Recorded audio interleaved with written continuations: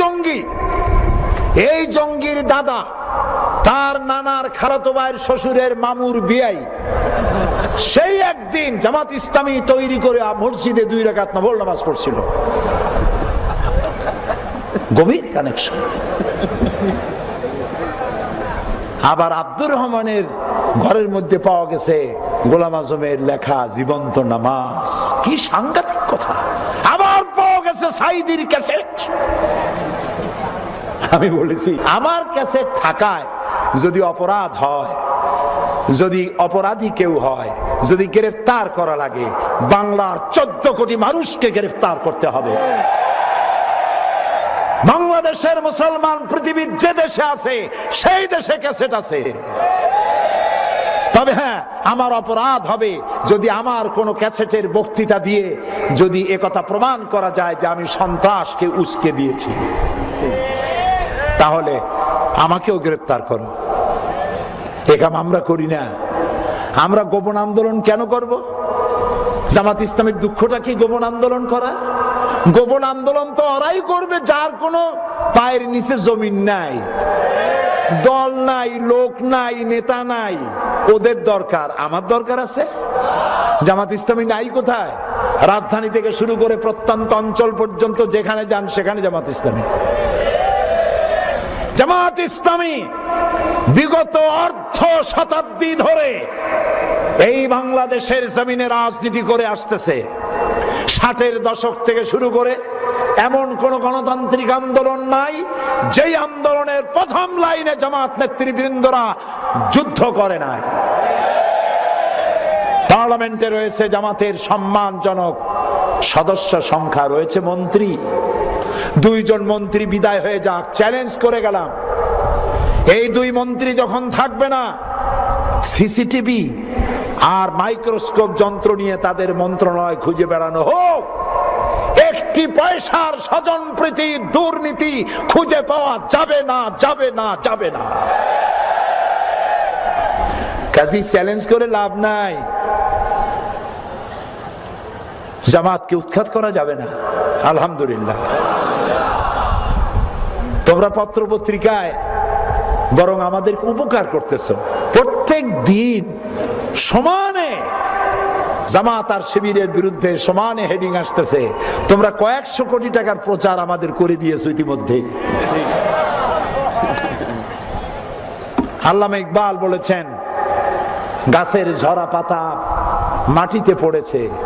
এই ঝরা পাতাগুলো দেখে আল্লামা ইকবাল বলছেন, ঝরা পাতা, ঝড় থেকে ভয় পেও না, এ ঝড় এসেছে তোমাকে মাটি থেকে উপরে উঠাবার জন্য। সুতরাং যে ঝড় ইসলামের বিরুদ্ধে এসেছে, এই ঝড় এসেছে এই জন্য বাংলাদেশের এমন কোন ঘর থাকবে না যেখানে জামাত ইসলামী পৌঁছাবে না।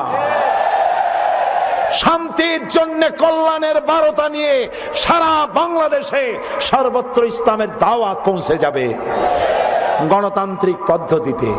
শুনিয়ে যাই, কোরআন সামনে নিয়ে আপনাদেরকে, এই গণতান্ত্রিক পদ্ধতি মধ্য দিয়ে কোরআনের আইন বাংলাদেশে প্রতিষ্ঠা করার জন্য যদি 100 বছর জামাত ইসলামীকে অপেক্ষা করতে হয়, জামাত ইসলামী 100 বছর অপেক্ষা করবে, তবুও সন্ত্রাস এবং চরম পন্থা অবলম্বন করবে না, করবে না, করবে না।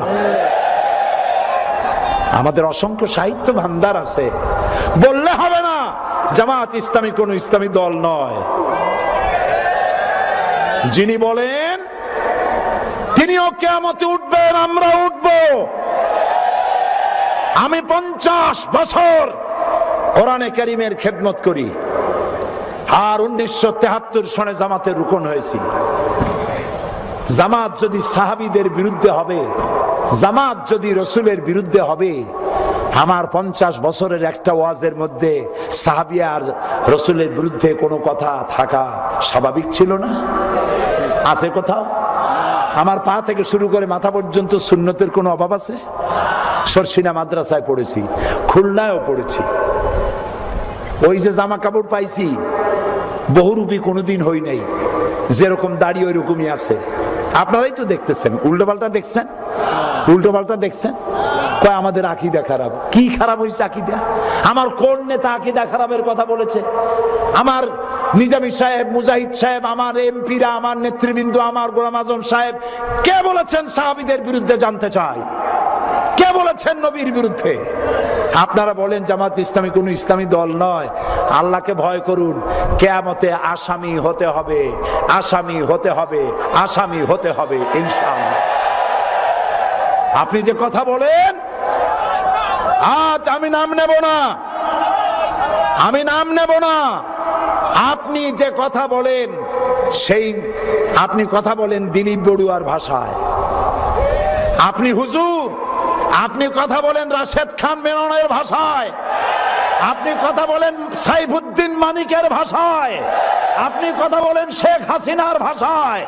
তাই জাতি মনে করে হয় আপনি ভারতের দালাল আর না হয় আওয়ামী লীগের বেটি। আপনি কিচ্ছু করতে পারবেন না।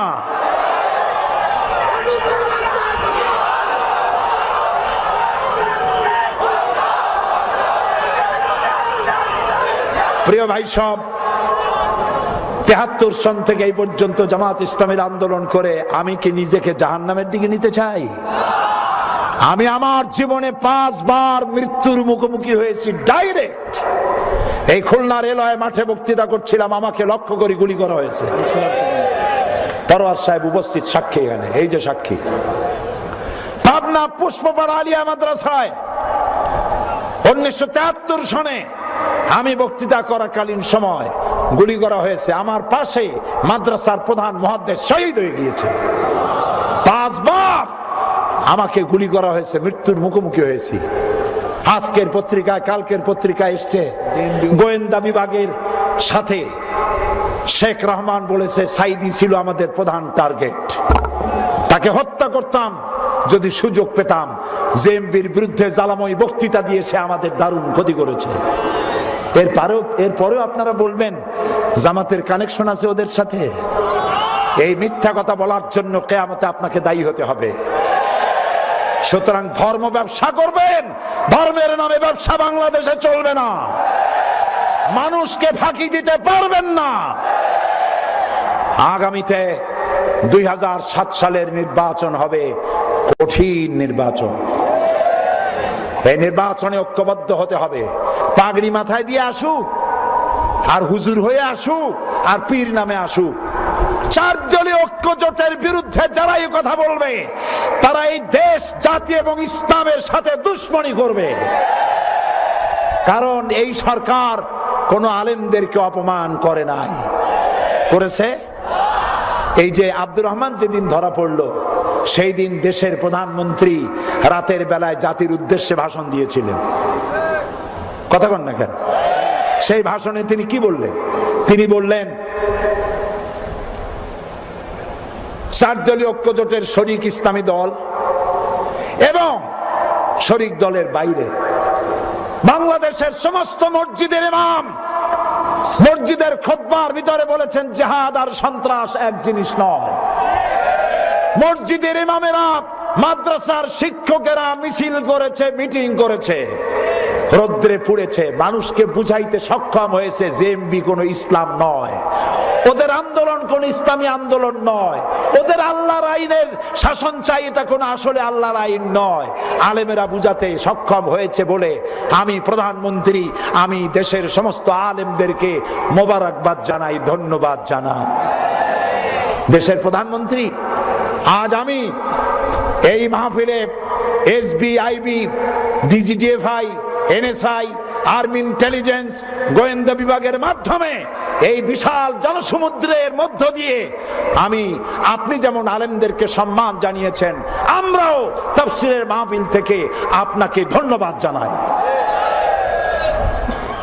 ওলামারা এক হয়েছে, মাত্র 2-1 জন। আমার দোকানে খাঁটি ঘি পাওয়া যায়, কোথাও পাওয়া যায় না, খালি মধুদি মধুদি। জামাত ইসলাম, জামাত ইসলাম, শিবির শিবির। মরণ যন্ত্রণা উঠছে। কি যন্ত্রণা? মরণ যন্ত্রণা। মুতু বিগাইজিকুম বলেন, মুতু বিগাইজিকুম বলেন, মুতু বিগাইজিকুম। আল্লাহ শিখাইছে কোরআন শরীফে, আল্লাহ বলেছেন। সুতরাং কিচ্ছু করতে পারবে না ইনশাআল্লাহ। এই দেশে আপনারা বলেন এই সরকারের বদনাম করছেন, এই সরকার তো আলেমদেরকে বেইজ্জত করে নাই, কিন্তু ওই যে তারা কারা, ওই যে তারা 5 বছর ক্ষমতায় ছিল, শাইখুল হাদিসকে দড়ি দিয়ে বাঁধছিল। আহারে, আমার উস্তাদের উস্তাদ শাইখুল হাদিস, শাইখুল হাদিস যারে তারে বলা যায় না, কত বড় আলেম, তার জুতা ধরলেও সব হয়, এরকম মানের আলেম পুলিশ হত্যা করেছে। এই পুলিশ খুনের আসামি বানাইছিল তারা, দড়ি দিয়া বান্ধিয়া বরিশাল নিয়ে গেছিল। ওনার মুখে আমি শুনছি 1 মাস উজু গোসলের পানি দেয় নাই। 26,000 আলেম গ্রেফতার করেছিল বিদায়ের বছর। কয় হাজার? 26,000 কওমি মাদ্রাসাগুলোকে বানানো হয়েছিল বোমা বানাবার কারখানা। লাদেন খুঁজে বেড়াইতো কওমি মাদ্রাসায়। শুধু তাই, নির্বাচনের সময় আপনারা আমাদের বলেন আমরা নাকি ধর্মের নামে রাজনীতি করি। ধর্মের নামে রাজনীতি তো আপনারা করেন। ইলেকশন আসলেই মাথায় পট্টি ওঠে, হজ আর উমরার ঠেলা জাগে। আমরা বুঝি না, আমরা ধর্মের নামে রাজনীতি করি না, আমরা ধর্মীয় রাজনীতি করি। দুটার মধ্যে অনেক পার্থক্য। যেই না নির্বাচন আসে, শাহজালালের দরগায় গিয়ে হাজির, বাবার নামে শুরু করলাম। আচ্ছা যান, কিন্তু আমাদেরকে ধোকা দেন কেন? জনগণকে ধোকা দিলে চলবে না। আমরা ভুলি নাই, মাত্র কয় বছর আগের কথা, নির্বাচনের সময় এই আপনারা টুপি সহ্য করতে পারেন না। এই যে 2 এমপির মাথায় টুপি, আমার মাথায় টুপি, মাদানী সাহেবের মাথায় টুপি, এই টুপি কি জামাতের টুপি, শিবিরের টুপি? কার টুপি চিল্লায় এখন? রাসূলুল্লাহ টুপি। এই রাসূলুল্লাহ টুপিকে আপনারা কুত্তার মাথায় পরিয়েছিলেন। মুসলমানের দাড়ি কুত্তার মুখে পরাইয়া লক্ষ লক্ষ পোস্টার ছাপিয়ে সারা বাংলাদেশ ছড়িয়ে দিয়েছিলেন। আজ কোন লজ্জায় কথা বলতে আসেন মুসলমানের সামনে? শরম থাকা উচিত। কাদের নিয়ে জোট বাঁধছেন? ওরা একটাও নামাজ পড়ে? আপনারা 14 দল। আমি বলবো না যে আওয়ামী লীগ নামাজ পড়ে না, আমি বলবো না। আওয়ামী লীগের একটি দল, 14 দলের মধ্যে এক দল তো বড় দল, দেশব্যাপী সংগঠন আছে, সত্যকে অস্বীকার কখনো করব না। তাদের মধ্যে নামাজিও আছে, হজও করে, যাকাতও দেয়, আছে। কিন্তু বাকি সাথী যাদের নিছেন, ওই 13টা সাইনবোর্ড, ওরা কারা? এই 13খানা সাইনবোর্ড, নামাজ নাই, রোজা নাই, আল্লাহ পরকালের চিন্তা নাই। এরা 1000 কোটি টাকার মালিক, বাড়ি গুলশান, বনানিয়ার বাড়ি ধারায়, একটাও নামাজ পড়ে না। ওদের নিয়ে 14 দলীয় জোট বানাইছে তারা। আসলে হয়েছে 14 দলীয় জট, যানজটের মতো জট। সব নাকি নাটক। সন্ত্রাসী ধরে নাটক, আব্দুর রহমানের ধরছে নাটক, বাংলা ভাইকে ধরেছে নাটক, ইন্ট্রোগেশন হচ্ছে নাটক। সব যদি নাটক হয় তাহলে বাংলাদেশ হয়ে যাবে তো নাট্যমঞ্চ। আর বাংলাদেশ যদি নাট্যমঞ্চ হয়, আপনি হবেন তাহলে সেই নাট্যমঞ্চের যারা অভিনয় করে তার মধ্যে ভিলেন হবেন আপনি।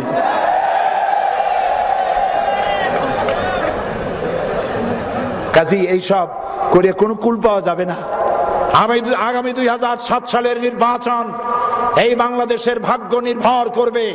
এই বাংলাদেশের স্বাধীন অস্তিত্ব, ইসলাম, দাড়ি, টুপি, মাদ্রাসা, মসজিদ, এসবগুলি টিকে থাকবে না প্রতিবেশী ভারতের দালাল এক দাবিদার দেশে পরিণত হবে? তারই প্রমাণ হবে আগামী নির্বাচন। 4 দলীয় ঐক্য জোটের লোকদেরকে মায়ের পেটের ভাইয়ের মতো সিমেন্টেড হয়ে যেতে হবে এবং কেন্দ্র থেকে যাকে নমিনেশন দেওয়া হবে সে ছাড়া যদি কেউ দাঁড়ায় তাহলে হেমায়েতপুর পাঠায় দিতে হবে। রাজি আছেন?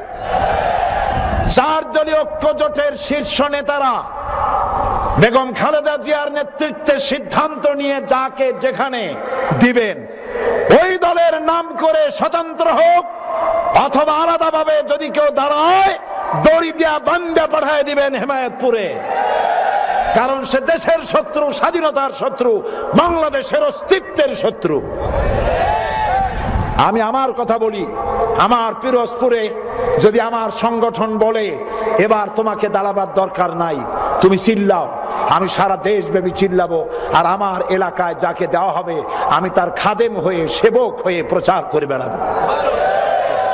আমি দেশকে ভালোবাসি, দেশের অস্তিত্ব এবং অখণ্ডত্ব টিকায় রাখার জন্য ঐক্যবদ্ধ হতে হবে। কোন হুজুরে কি বললো এই করলে চলবে না, কোন পাগড়ি পরিয়া এসে কি কইলো ওইটা আমার জানার দরকার নাই। এই সরকার মাদ্রাসার কল্যাণ করেছে, বন্ধ করা মাদ্রাসা, ওদের 252টা বন্ধ করা মাদ্রাসা খুলে দিয়েছে। মসজিদের ইমাম মুয়াজ্জিনদের সার্ভিস রুল চালু করা হবে, ফাজেলকে ডিগ্রি এবং কামেলের মাস্টার্সের মান দেওয়া হবে ইনশাআল্লাহ। দুঃখ থাকবে না ইনশাআল্লাহ, বলেন ইনশাআল্লাহ।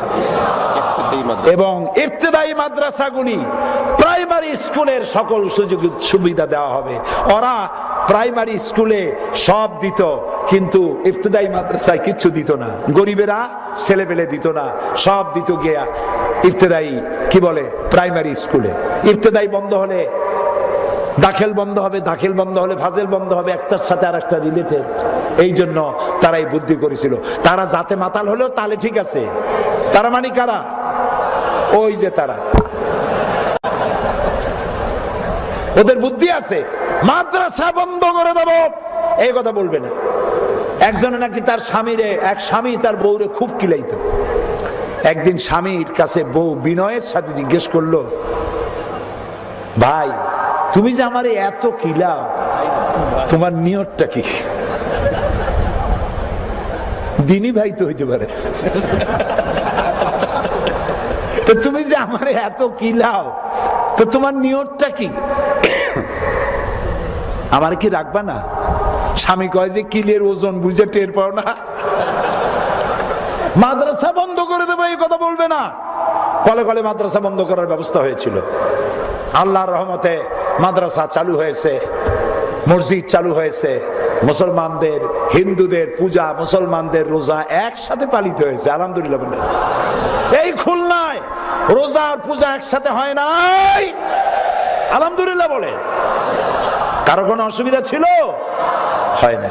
সুতরাং ইসলামের রোড ম্যাপ বলতেছিলাম, শান্তি শৃঙ্খলা প্রতিষ্ঠার জন্য বিপর্যয় সৃষ্টি করা যাবে না, মারামারি করা যাবে না, কাটাকাটি করা যাবে না, শান্তি প্রতিষ্ঠা করতে হবে, খাবার পৌঁছে দিতে হবে, সর্বত্র উন্নয়ন হবে, সমৃদ্ধি হবে। এই সরকারের আমলে যত উন্নয়ন হয়েছে আলহামদুলিল্লাহ, এত উন্নয়ন স্বাধীনতার পরে আর কখনো হয় নাই, আলহামদুলিল্লাহ। এই উন্নয়নকে ধারাকে অব্যাহত রাখার জন্য আল্লাহর কাছে আমরা দোয়া করব। আর দোয়ার আদব হলো বসা। দোয়ার আদব কি? আপনাদের মধ্যে যে যেখানে দাঁড়াইছে তারে হাত ধরিয়া বসায় দেন, বসায় দেন। কারণ কি জানেন? কারণ হলো মুনাজাত হয় কার কাছে? একথা কালো বলছিলাম, মুনাজাত হয় আল্লাহর কাছে। মুনাজাত করা হবে, এটা শোনার পর যদি কেউ অ্যাবাউট টার্ন করে, বেয়াদবের খাতায় নাম লেখা হয়ে যায়। বলে নাউজুবিল্লাহ। বসুন, যার যার জায়গায় বসে পড়ুন। আর একটু জোরে সোরে জিকির করেন লা ইলাহা, আরো জোরে। মাত্র চারটা প্রশ্ন শর্ট করে দিয়েছে। গ্রামের ব্যাপারটা একটু শেষে বলে দেবেন। গ্রাম আছে,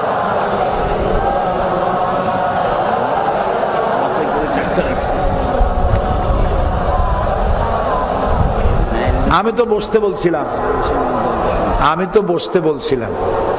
আল্লাহ আপনাদের প্রতি রহম করুন, বলি আমিন। সবাই বলি আমিন। দেশের জন্য দোয়া করার সময় এসেছে, পৃথিবীর জন্য দোয়া করার সময় এসেছে। ছেলেমেয়েরা পরীক্ষা দিচ্ছে, তাদের জন্য দোয়ার সময় এসেছে। একটা প্রশ্ন এসছে, আপনার কথায় অনুপ্রাণিত হয়ে একটি পত্রিকা পড়তাম, পত্রিকাটার নাম আমি নিলাম না, আপনি লিখেছেন, আমি নাম নিলাম না। আজকে সর্বশেষ সেই পত্রিকার ভূমিকা জনকণ্ঠকে ছাড়িয়ে গেছে। আপনার সুস্পষ্ট মন্তব্য চাই।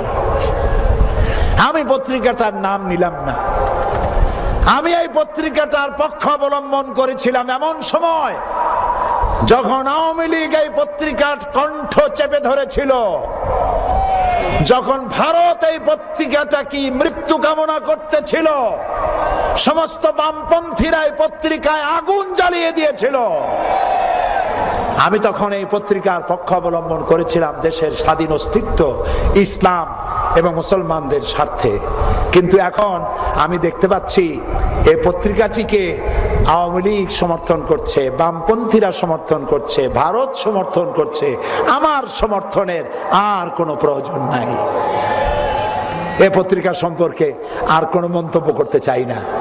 জনকণ্ঠ পড়ে যা পাওয়া যায় তাই যদি ওই পত্রিকায় পাওয়া যায়, তাহলে এটা কেনারই বা দরকার কি, পড়াবির দরকার কি? আমি নামও নিলাম না, কিচ্ছু নিলাম না। যিনি তার জন্মদাতা তিনি আজ বেঁচে নাই। বেঁচে থাকলে তার কাছে হয়তো অভিযোগ করতাম, এখন আমি আল্লাহর কাছে অভিযোগ করে রাখলাম।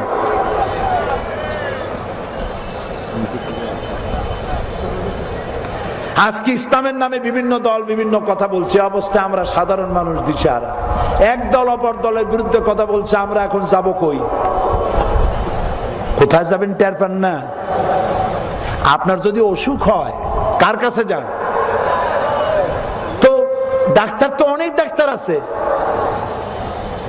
এখন আপনি যদি ঘৃণা করে মনে করেন যে খুলনা শহরে এত ডাক্তার, কারো কাছে যাব না, তাহলে কি রোগ ভালো হবে?